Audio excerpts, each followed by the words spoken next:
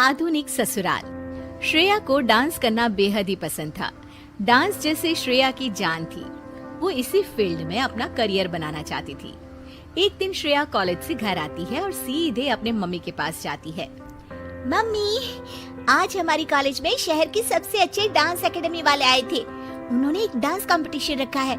जो इस कंपटीशन में फर्स्ट आएगा उसे वो एकेडमी फ्री में डांस ट्रेनिंग देंगे। अगर उस डांस कंपटीशन में मैं जीत गई तो मेरा डांस कोरियोग्राफर बनने का सपना पूरा हो जाएगा। श्रेया, तुम पागल हो गई हो क्या? तुम जानती हो ये सब हमारे घर में नहीं चलता। पापा और दादाजी कभी तुम्हें इस बात की इजाजत नहीं देंगे। मम्मी प्लीज मुझे एक मौका तो देकर देखिए। अगर मैं सिलेक्ट नहीं हुई तो मैं आगे से इस बारे में कभी कोई बात नहीं करूंगी। Please mummy please. श्रेया, तुम एक अच्छे घर की लड़की हो, तुम्हें ये सब शोभा नहीं देता। अगर फिर भी तुम्हारी जिद है तो जाओ अपने दादाजी से बात कर लो। वैसे तो श्रेया अपने दादाजी से बहुत डरती थी, लेकिन वो ये मौका नहीं खोना चाहती थी, इसलिए हिम्मत करके अपने दादाजी से पूछ ही लेती है। दादाजी, मैं एक डांस कंपटीशन में पार्टिसिपेट करना चाहती हूँ। श्रेया, ये तुम क्या बोल रही हो? हमारे घर के संस्कार नहीं है कि हमारे घर की बहू बेटियां दूसरों के सामने नाचे। दादाजी प्लीज, ये मौका मुझे दोबारा नहीं मिलेगा। मैंने कह दिया ना, ना मतलब ना। हम तुम्हें कॉलेज में पढ़ा रहे हैं, यही तुम्हारे लिए बहुत बड़ी बात है। घर में अपनी माँ से घर के कामकाज सीखो ताकि कल ससुराल जाकर हमारा नाम रोशन कर सको। और आज के बाद अपनी जिंदगी में दोबारा डांस का नाम मत लेना। श्रेया बेहद दुखी हो जाती है और अपने कमरे में जाकर बहुत रोने लगती है। उस दिन के बाद से श्रेया को कभी डांस करने का मौका नहीं मिला। श्रेया की डांस करने की इच्छा दिल के कोने में कहीं दबकर ही रह जाती है। श्रेया के परिवार वाले बेहद ही पुराने ख्यालात के थे, इसलिए उन्होंने ग्रेजुएशन के बाद श्रेया की शादी कर दी। वो अपने ससुराल आ गई और बखूबी अपने ससुराल का काम संभालने लगी, क्योंकि श्रेया को तो यही सिखाया गया था कि तुम एक लड़की हो, तुम्हारा काम सिर्फ घर संभालना है, अपने सपने पूरे करना नहीं। ऐसे ही श्रेया की जिंदगी बीत रही थी। एक दिन श्रेया के ससुराल में कोई नहीं था। घर का हर सदस्य किसी न किसी काम से बाहर गया हुआ था। श्रेया म्यूजिक लगाकर डांस करने लगती है। वो डांस में इतनी खो जाती है कि उसे पता ही नहीं चलता कि कब उसकी सास वहाँ आ जाती है।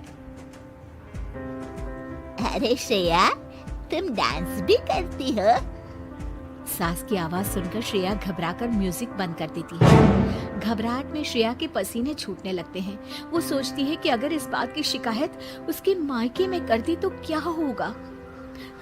माँ जी, मुझे माफ कर दीजिए, मुझसे गलती हो गई।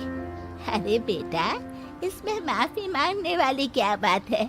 हमें तो पता ही नहीं था कि हमारी बहू रानी इतना अच्छा डांस करती है, और तुमने हमें कभी बताया क्यों नहीं? श्रेया अपनी सास के मुंह से ऐसी बातें सुनकर आश्चर्य में रह जाती है। अरे बेटा, घबरा क्यों रही हो? बात करो मुझसे। जी, मुझे घर में मना किया गया था कि ससुराल जाकर मुझे इस बारे में कोई बात नहीं करनी है।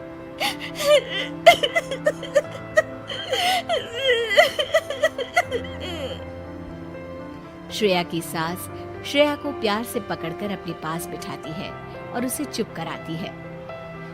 फिर श्रेया अपनी सास को बताती है कि किस तरह से उसके मायके वालों ने उसके इस सपने को कुचल कर रख दिया। मुझे तो आश्चर्य होता है बेटा कि इस जमाने में भी लोग बेटियों पर इतनी पाबंदी लगाते हैं। अब तू हमारे घर आ गई है, हमारे घर की बेटी है। हमारी बहू का सपना पूरा करना हमारी जिम्मेदारी है। मैं आज ही सुनील से बात करती हूँ कि वो तेरे लिए एक डांस क्लास खोल दे, ताकि तू अपना सपना भी पूरा कर पाए और तेरे ही जैसी और बहुत सी लड़कियों का भी। अपनी सास के मुंह से ये बात सुनकर श्रेया की खुशी का ठिकाना नहीं रहता। माँ जी, मैं आपका किस तरह से धन्यवाद करूं? मैं हमेशा आपकी आभारी रहूंगी कि आपने मेरे उस सपने को पूरा किया है, जिस सपने के पूरा होने की मैंने तो उम्मीद ही छोड़ दी थी।